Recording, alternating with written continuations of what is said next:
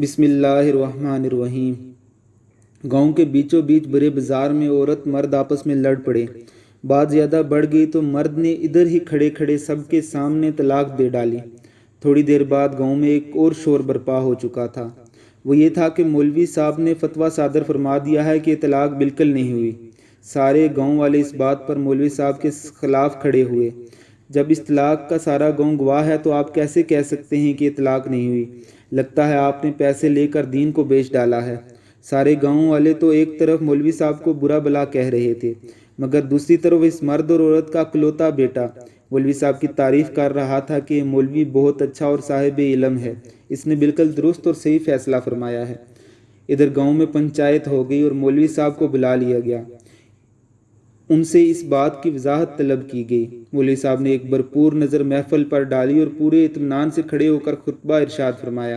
कहने लगे, आप सब मुअज़्ज़ज़ लोग यहाँ मौजूद हैं और मुझे तलब किया गया है कि मैं इस बात की वजाहत कर दूँ कि तलाक क्यों वाक़ई न हुई। और ये कहकर कुछ देर के लिए खामोश हो गए।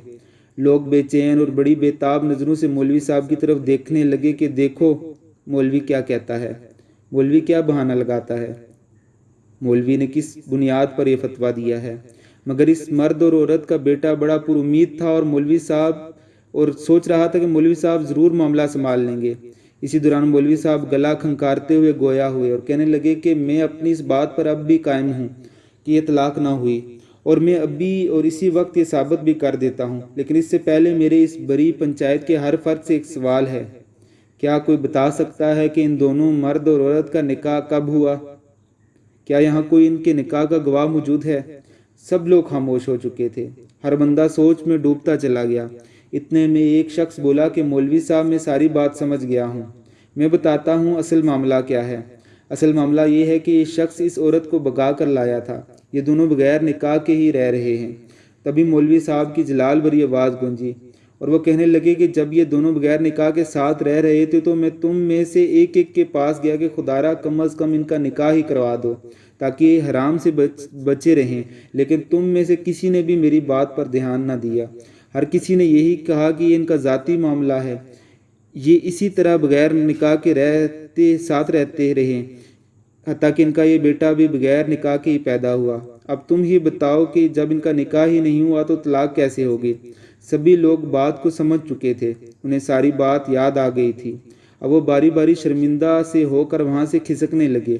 थोड़ी ही देर में पंचायत खाली हो चुकी थी। इस मर्द औरत का वही होनहार बेटा अब अकेला ही खड़ा रह गया था।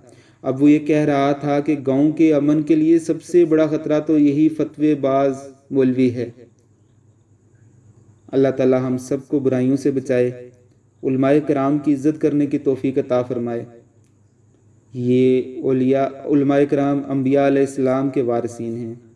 अल्लाह ताला हमें अम्बिया अलैहिस्सलाम के वारिसीन की कदर और उनसे मोहब्बत रखने की तौफीक अता फरमाए।